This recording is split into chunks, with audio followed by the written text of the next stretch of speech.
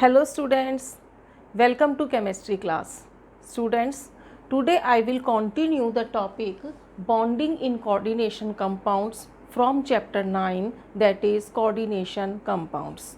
Students, in previous video I had explained you two theories, Werner theory and the valence bond theory, to explain the bonding in coordination compound. Today I will discuss the third theory to explain the bonding in coordination compounds, that is crystal field theory. It is also called as CFT in brief. Students, this theory was explained by Hans Bethe and John von Black. Students, crystal field theory का जो base है वो valence bond theory के base का just opposite है।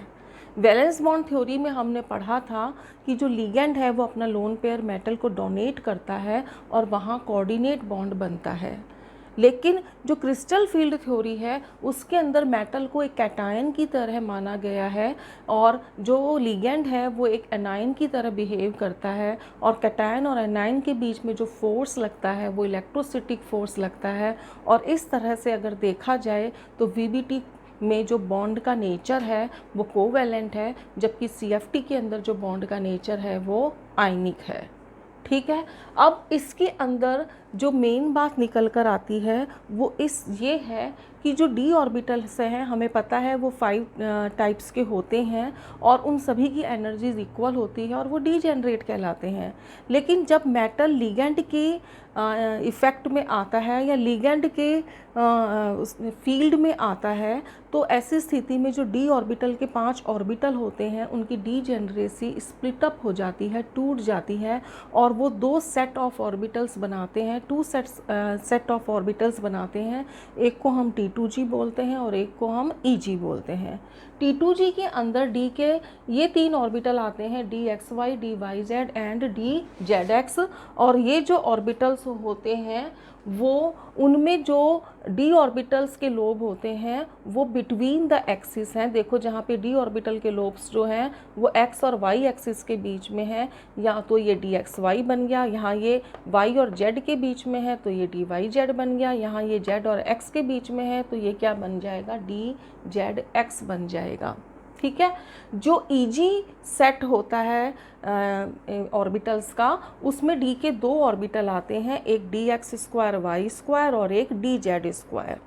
और यहाँ पे जो डी ऑर्बिटल्स होते हैं वो अलोंग द एक्सिस होते हैं। जैसे D X square Y square में देखिए तो लोब्स जो हैं वो एक्स और वाई एक्सिस के ऊपर हैं, जबकि यहाँ पर जो लोब्स हैं डी के वो केवल जेड एक्सिस के ऊपर है, यानी कि ये एक्सिस के ऊपर मिलते हैं जबकि ये एक्सिस के बीच में मिलते हैं। ठीक है, अब क्या है कि अगर ऑक्टाहेड्रल कॉम्प्लेक्स बनते हैं तो ये स्प्लिटिंग अलग तरह से होती है और जब टेट्राहेड्रल कॉम्प्लेक्स बनते हैं तो ये स्प्लिटिंग अलग तरह से होती है। जब ऑक्टाहेड्रल कॉम्प्लेक्स बनते हैं तो जो डी ऑर्बिटल्स फ्री स्टेट में होते हैं तो ये 5 ऑर्बिटल्स की एनर्जी कैसी होती है, इक्वल होती है। लेकिन जैसे ही ये लिगेंड के फील्ड में आता है, मेटल के डी ऑर्बिटल्स जब लिगेंड के फील्ड में आते हैं तो लिगेंड के पास क्या है, लोन पेयर है, और मेटल के पास भी क्या है, इलेक्ट्रॉन्स है, तो दोनों के बीच में क्या होता है, रिपल्जन, और रिपल्जन होने की वजह से इसका एनर्जी लेवल जो है वो बढ़ जाता है।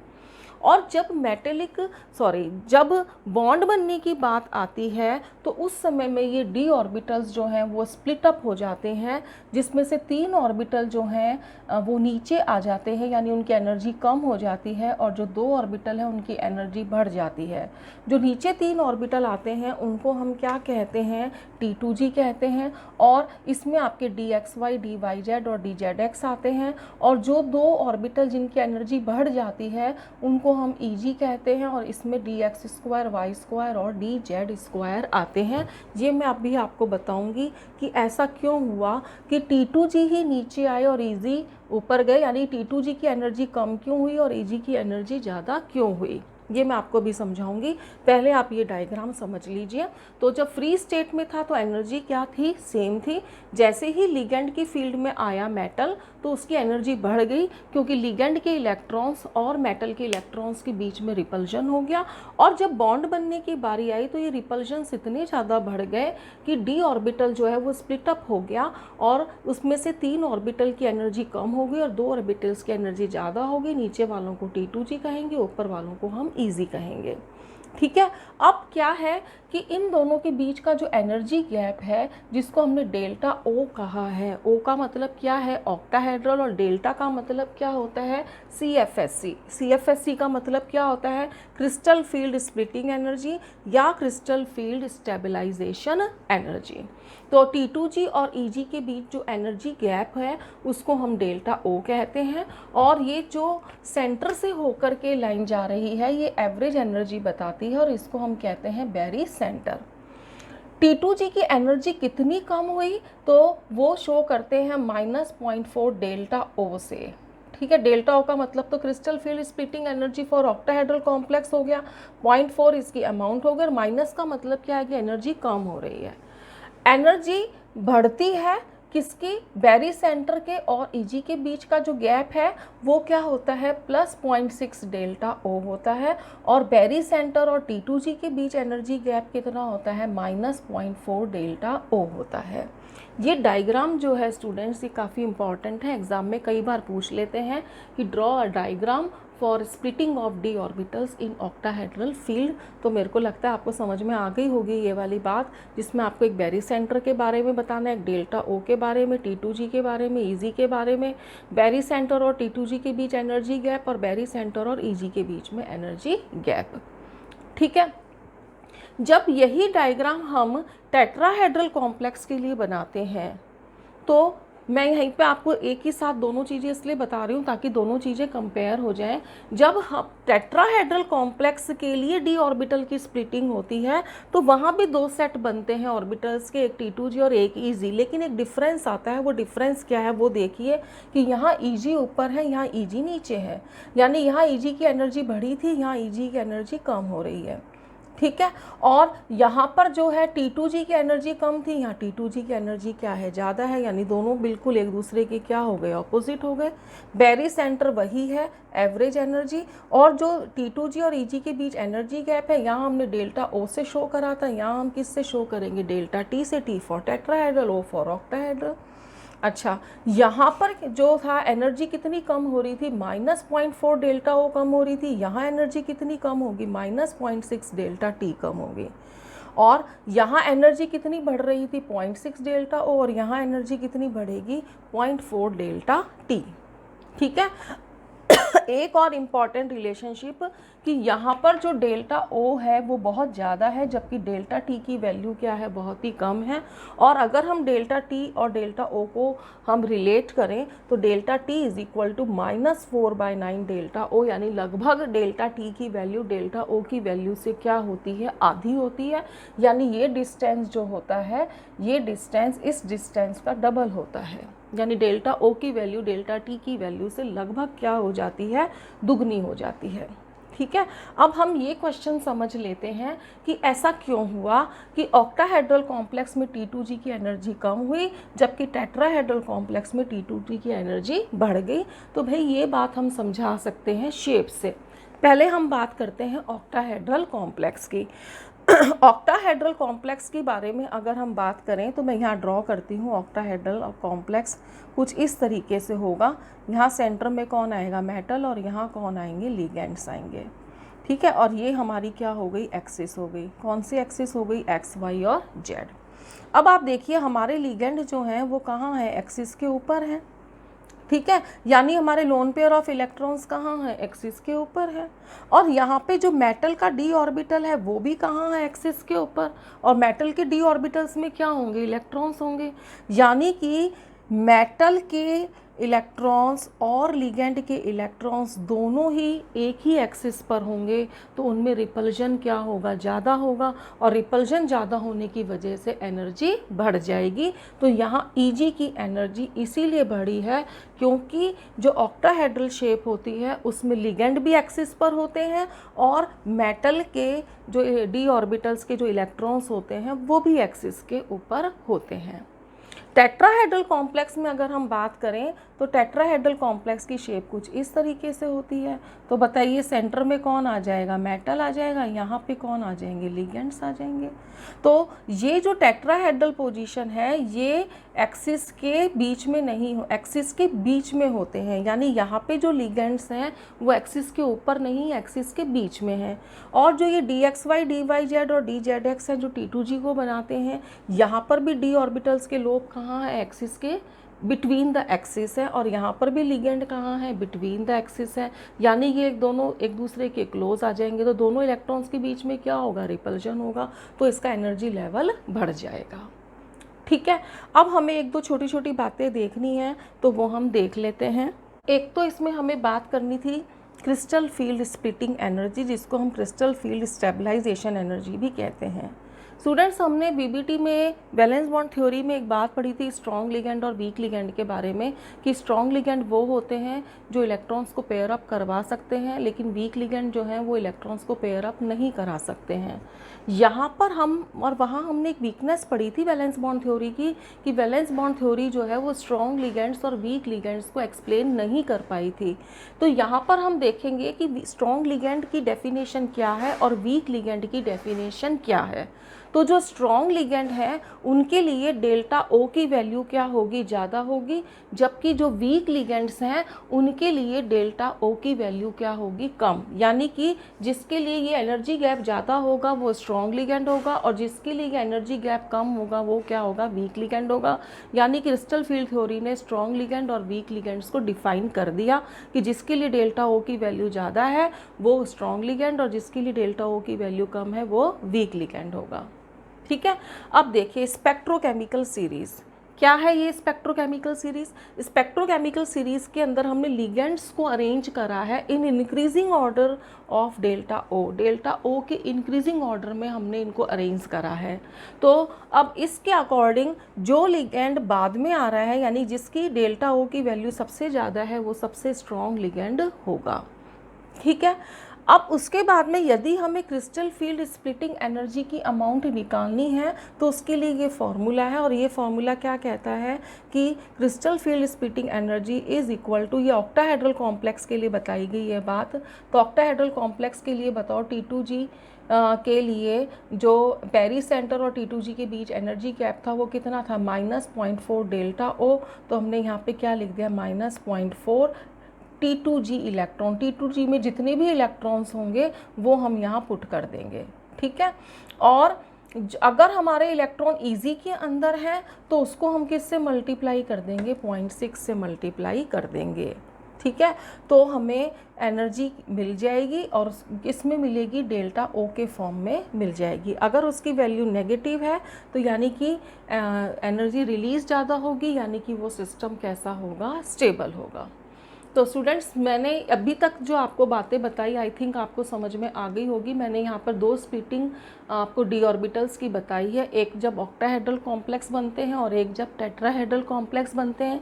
यहाँ कोशिश करी गई है कि हम स्ट्रॉन्ग लिगेंड और वीक लिगेंड को डिफाइन कर सकें, स्पेक्ट्रोकेमिकल सीरीज़ क्या होती है और ऐसा क्यों हुआ कि जो हमारे ऑक्टाहेड्रल कॉम्प्लेक्स थे उसमें T2g का एनर्जी कम हुई, जबकि टेट्राहेड्रल कॉम्प्लेक्स के अंदर T2g की एनर्जी बढ़ गई।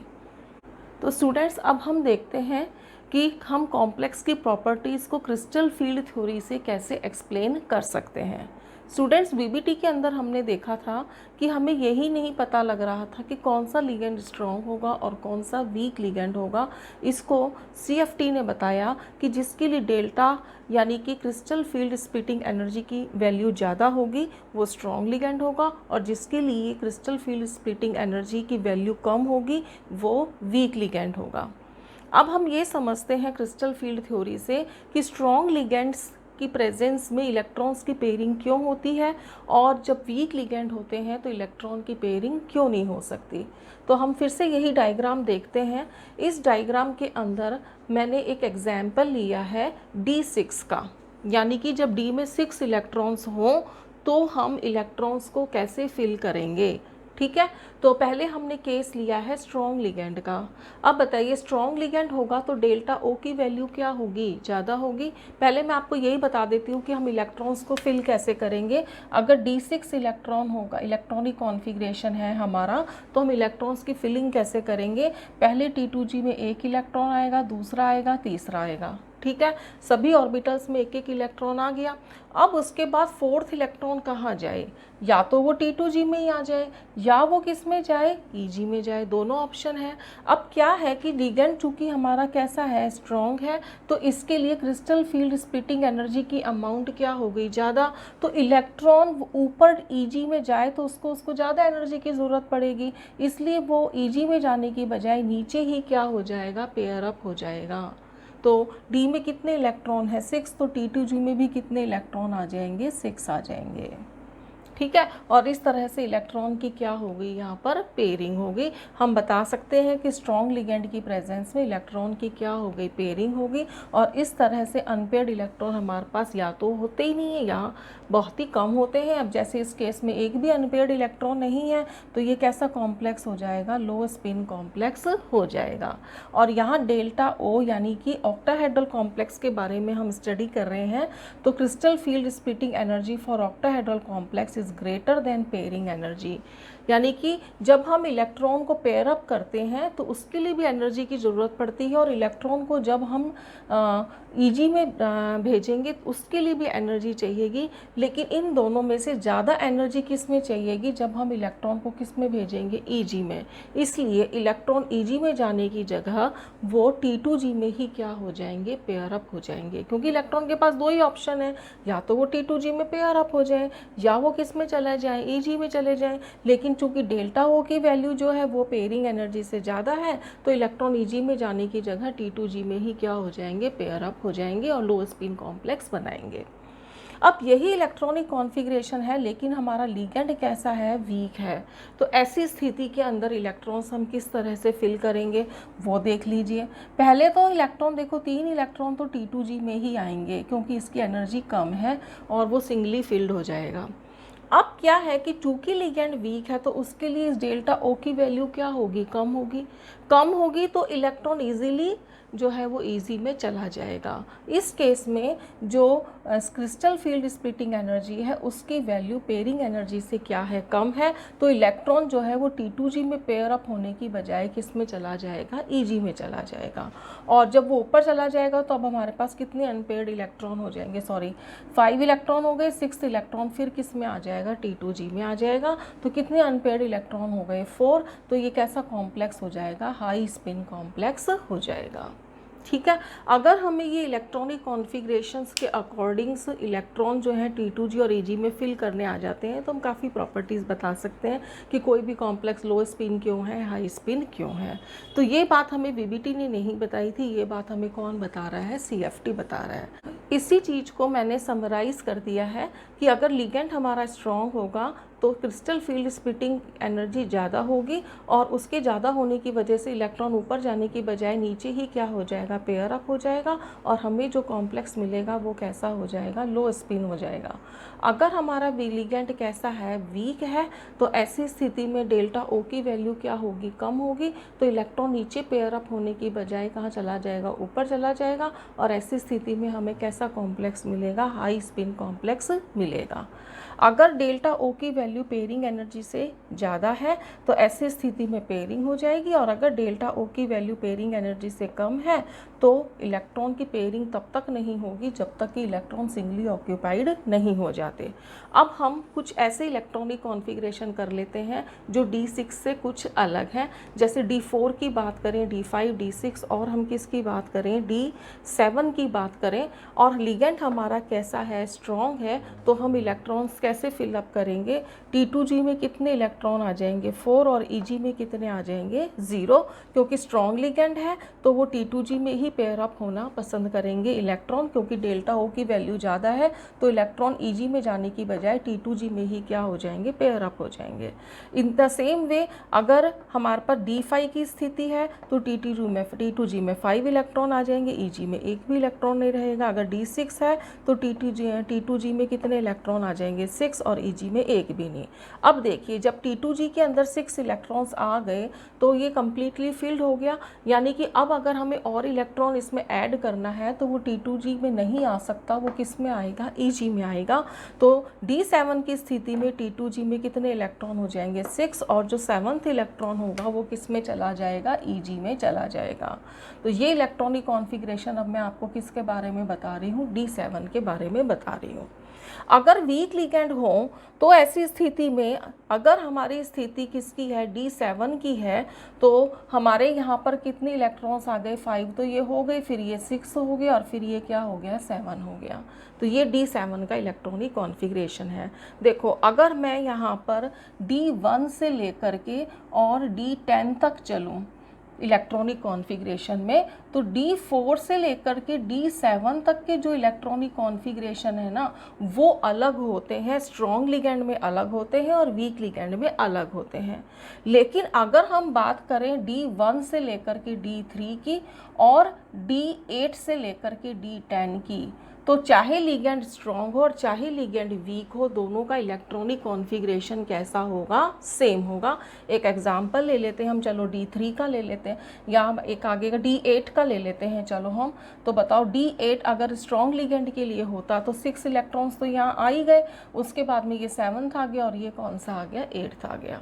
और अगर वीक लिगेंड होता तो ये हमारा ऊपर 2 अनपेयर्ड इलेक्ट्रॉन है और नीचे ये और जाता, यानी कि दोनों का इलेक्ट्रॉनिक कॉन्फ़िगरेशन कैसा हो जाता, सेम हो जाता। यानी स्ट्रॉन्ग लिगेंड और वीक लिगेंड का इफेक्ट कहाँ पड़ता है, D4 से लेकर D7 के इलेक्ट्रॉनिक कॉन्फ़िगरेशन तक पड़ता है। तो ये तो मैंने आपको बताया कि किस तरह से हम CFT से ये बता सकते हैं कि स्ट्रॉन्ग लिगेंड कौन सा है, वीक लिगेंड कौन सा है। स्ट्रॉन्ग लिगेंड लो स्पिन कॉम्प्लेक्स क्यों बनाता है, वीक लिगेंड जो होता है वो हाई स्पिन कॉम्प्लेक्स क्यों बनाता है, और इलेक्ट्रॉनिक कॉन्फ़िगरेशंस जो हैं वो हम किस तरीके से लिखेंगे। अगर हमारा d ऑर्बिटल स्प्लिट अप हो गया है T2G और Eg ऑर्बिटल्स के अंदर, तो हम इलेक्ट्रॉन्स की फिलिंग किस तरीके से करेंगे।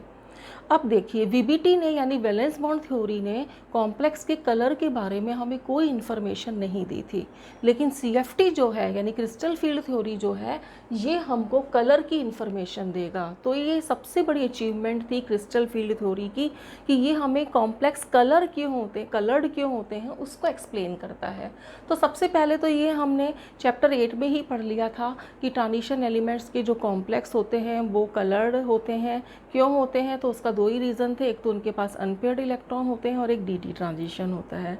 अब हम ये देखेंगे कि ये डी ट्रांजिशन क्या होता है। तो मैंने आपको बताया ही है कि अगर इलेक्ट्रॉन T2G से Eg में जाएगा और Eg से फिर T2G में आएगा, तो T2G से Eg में जाते समय एनर्जी को एब्जॉर्ब करेगा और Eg से T2G में आते समय वो एनर्जी को क्या करेगा, एमिट करेगा। और जब वो एमिट करेगा तो उससे रिलेटेड जो वेवलेंथ होगी वो उसी वेवलेंथ का हमें क्या दिखाई देगा, कलर दिखाई देगा।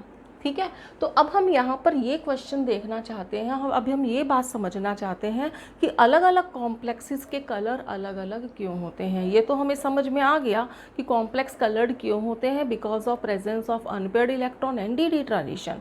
लेकिन हमें अब ये समझना है कि अलग अलग कॉम्प्लेक्सेस के कलर अलग अलग क्यों होते हैं। तो जो कॉम्प्लेक्स का कलर होता है वो किन बातों के ऊपर डिपेंड करता है। Number 1, metal ion. अगर मेटल आयन बदल जाएंगे, लिगेंड वही है लेकिन मेटल के आयन बदल जाएंगे कॉम्प्लेक्स के अंदर, तो कलर भी बदल जाएगा। अगर जो है लिगेंड अलग है, मेटल सेम है लेकिन लिगेंड अलग है, तब भी कॉम्प्लेक्स का कलर बदल जाएगा। यानी कॉम्प्लेक्स का कलर जो है अब मेटल के बदलने से बदल जाएगा और लिगेंड के बदलने से भी बदल जाएगा। थर्ड, अगर नंबर ऑफ लिगेंड्स बदल जाए, मेटल भी वही है, लिगेंड भी वही है, लेकिन अगर लिगेंड का नंबर बदल गया, यानी कि एक लिगेंड की जगह उसके जैसे 2 लिगेंड हो गए, तब भी जो है कलर बदल जाएगा। और अगर मेटल वही है लेकिन उसकी ऑक्सीडेशन स्टेट बदल गई, तब भी कलर बदल जाएगा। यानी कि कलर किस बात के ऊपर डिपेंड करता है? इट बात पे डिपेंड करता है कि what is the nature of metal, what is the oxidation state of metal, number 3 nature of ligand and number 4 number of ligands। और सबसे ज़्यादा जो इंटरेस्टिंग बात है वो क्या है कि अगर लिगेंड ना हो तो वो कॉम्प्लेक्स बनेगा ही नहीं, उसका कोई कलर नहीं होगा। आप सोचिए, मैंने आपको ये भी थोड़ी देर पहले ही बताया था कि जब लिगेंड की प्रेजेंस में ही डी ऑर्बिटल्स की क्या हुई थी? स्प्लिटिंग हुई थी। यानी डी ऑर्बिटल्स को T2G और Eg में किसने ब्रेकअप किया था? लिगेंड ने किया था। अगर लिगेंड नहीं होंगे तो ये स्प्लिटिंग ही नहीं होगी, और अगर स्प्लिटिंग नहीं होगी तो डी ट्रांजिशन नहीं होगा, डी ट्रांजिशन नहीं होगा तो कलर भी नहीं होगा। इसीलिए हम कहते हैं कि किसी भी कॉम्प्लेक्स के कलर्ड होने के लिए 2 बातों का होना ज़रूरी है। नंबर 1 कि उसके पास में अनपेयर्ड इलेक्ट्रॉन हो, और केवल अनपेयर्ड इलेक्ट्रॉन होने से बात नहीं बनेगी, उसमें डी ट्रांजिशन भी होना चाहिए। ठीक है, अब देखिए हम कुछ क्वेश्चंस करते हैं जो आपके एनसीईआरटी में पूछे गए हैं, तो उनके मैं आपको एक्सप्लेन करूंगी CFT से, यानी क्रिस्टल फील्ड थ्योरी से। एक क्वेश्चन है कि NiH2O का होल 6+2 ग्रीन होता है, और NiCN का होल 4-2 जो होता है कलरलेस होता है, क्यों होता है?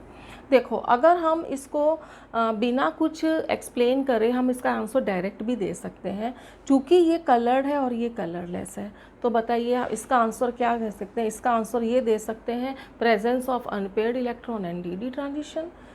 निकल H2O होल 6+2 में अनपेयर्ड इलेक्ट्रॉन है, डी ट्रांजिशन है, इसलिए ये कलर्ड है।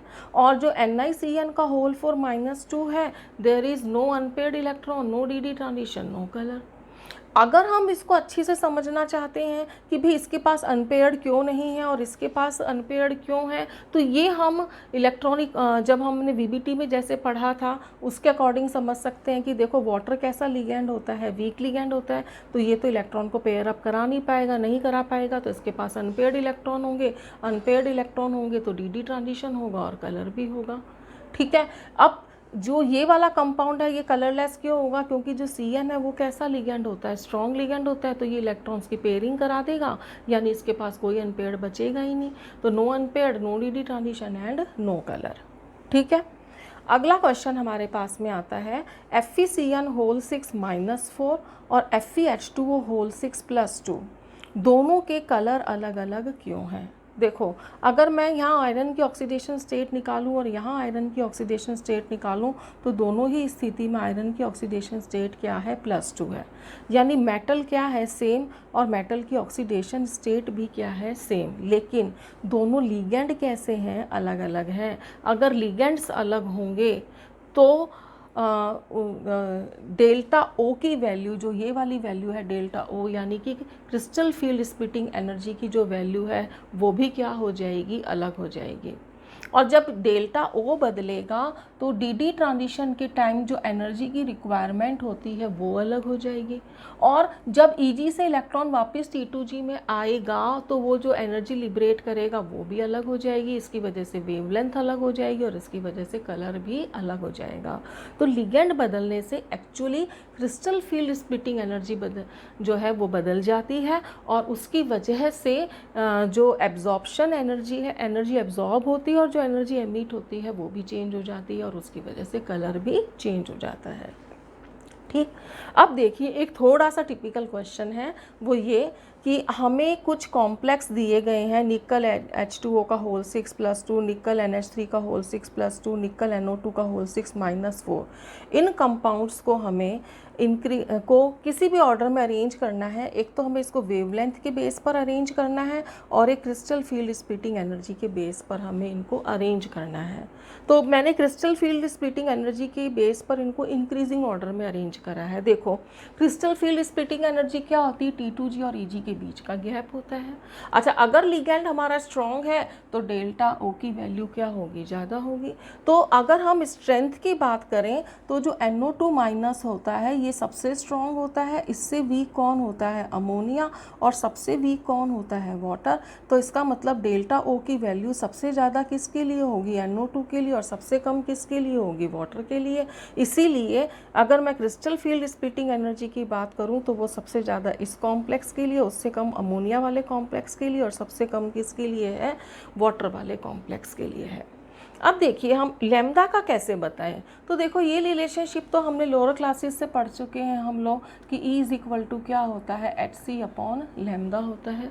यानी कि एनर्जी और वेवलेंथ एक दूसरे के क्या होते हैं, इन्वर्सली प्रोपोर्शनल होते हैं। यानी जिसके लिए क्रिस्टल फील्ड स्प्लिटिंग एनर्जी ज़्यादा होगी उसके लिए वेवलेंथ क्या होगी, कम होगी। तो सबसे ज़्यादा क्रिस्टल फील्ड स्प्लिटिंग एनर्जी किसके लिए है, Ni2O6 - 4 के लिए है यहाँ पर सबसे ज़्यादा। तो यहाँ पर सबसे कम किसके लिए हो जाएगी, NiNO2 6 - 4 के लिए हो जाएगी। यानी जिसके लिए क्रिस्टल फील्ड स्प्लिटिंग एनर्जी सबसे ज़्यादा थी उसके लिए वेवलेंथ जो है वो क्या हो जाएगी, सबसे कम हो जाएगी। अब हम कुछ बातें पढ़ते हैं कि क्रिस्टल फील्ड एनर्जी को कौन कौन से फैक्टर्स जो हैं वो इफ़ेक्ट करते हैं। क्रिस्टल फील्ड एनर्जी को इफ़ेक्ट करने वाले कौन कौन से फैक्टर्स हैं। तो यहाँ पर उसके लिए हम कहेंगे कि इसके लिए जो फैक्टर्स हैं वो 4 फैक्टर्स होते हैं। क्रिस्टल फील्ड स्प्लिटिंग एनर्जी को इफ़ेक्ट करने वाले जो फैक्टर्स होते हैं वो किस पे डिपेंड होंगे, देखो मेटल पे और लिगेंड पे, क्योंकि जो कॉम्प्लेक्स होता है वो किससे बनता है, मेटल और लिगेंड से बनता है।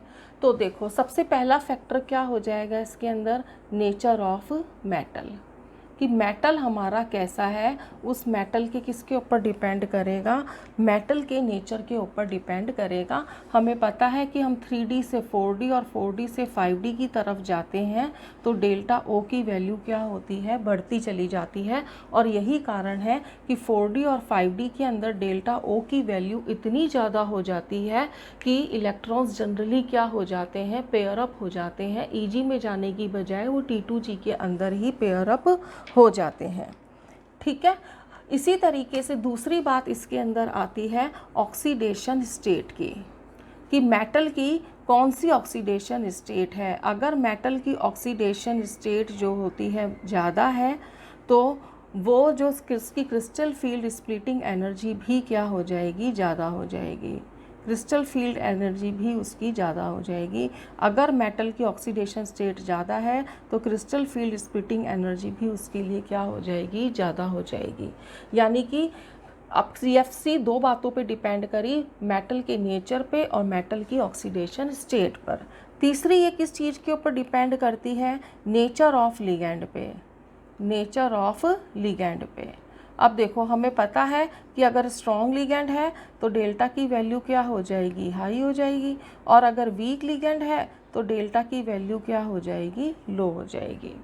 ठीक है, फोर्थ फैक्टर आता है ज्योमेट्री पे, किसके ऊपर डिपेंड करती है, ज्योमेट्री के ऊपर। हमें पता है कि अगर ऑक्टाहेड्रल कॉम्प्लेक्स होता है तो उसके लिए डेल्टा की वैल्यू क्या होती है, मोर, और अगर हमारा कॉम्प्लेक्स जो है वो टेट्राहेड्रल होता है तो उसके लिए डेल्टा की वैल्यू क्या हो जाती है, लेस हो जाती है। हमने एक रिलेशनशिप भी करी थी कि delta T is equal to जो होता है वो 4/9 ऑफ डेल्टा O होता है। यानी डेल्टा T टेट्राहेड्रल कॉम्प्लेक्स के लिए क्रिस्टल फील्ड एनर्जी की वैल्यू जो होती है वो ऑक्टाहेड्रल कॉम्प्लेक्स से लगभग क्या होती है, आधी होती है।